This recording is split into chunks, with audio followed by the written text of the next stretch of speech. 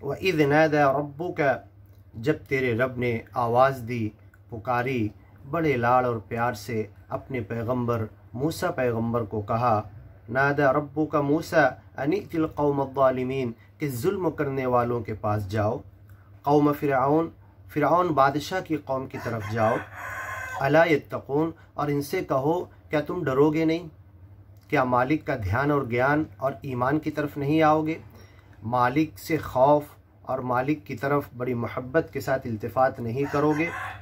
क़ाल रब्बी इन्नी अख़ाफ़ु अन युकज़्ज़िबून, तो हज़रत मूसा ने कहा कि ऐ मेरे रब, मुझे डर लगता है कि मैं इन्हें ज्ञान बताने के लिए जाऊं और ये हो सकता है मेरी बात ना माने, मुझे झुटला दें।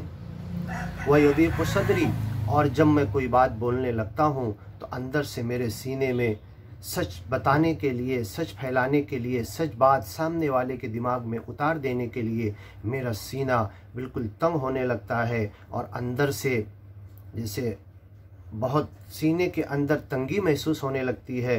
वला यंतलिक़ु लिसानी, और मेरी ज़बान भी फिर जब मैं कुछ इमोशनल होता हूँ, गुस्से में आता हूँ, कोई नहीं मानता तो मेरी ज़बान और नहीं चलती। लुकनत थी बचपन से उनकी ज़बान में।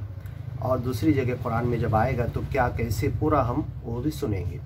फ़अरसिल इला हारून, ऐ मेरे रब, हारून पैगंबर को भी मेरे साथ तुम रसूल बनाकर भेजो, ताकि मैं कुछ कहूँ और सारी बातें वो मेरी एक्सप्लेन करके, मदद करके मेरा लोगों को बता सकें।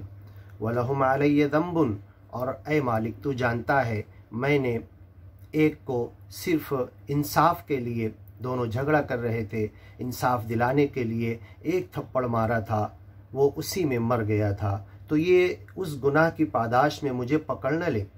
वो एक गुनाह है, हालांकि मैं मारना नहीं चाहता था, मैं कत्ल करना नहीं चाहता था। फ़अख़ाफ़ु अन यक़्तुलून, मुझे ऐसा डर है कि उसी वजह से ये लोग मुझे कत्ल न कर दें। क़ाल कल्ला फ़ज़हबा, तो हमने कहा कि नहीं, तुम जाओ, बि आयातिना, हमारी आयतें निशानियों के साथ, हमारी बातों के साथ, सच्चे ज्ञान के साथ तुम जाओ।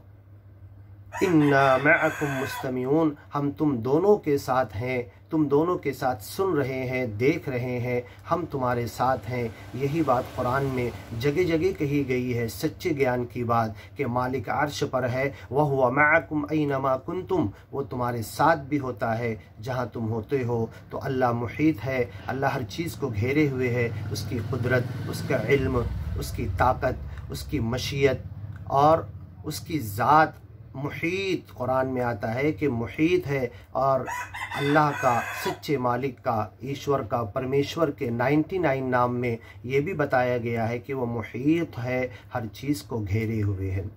मालिक की इस सिफत को और मालिक के इस ज्ञान को हमें समझने की तौफीक अता करे।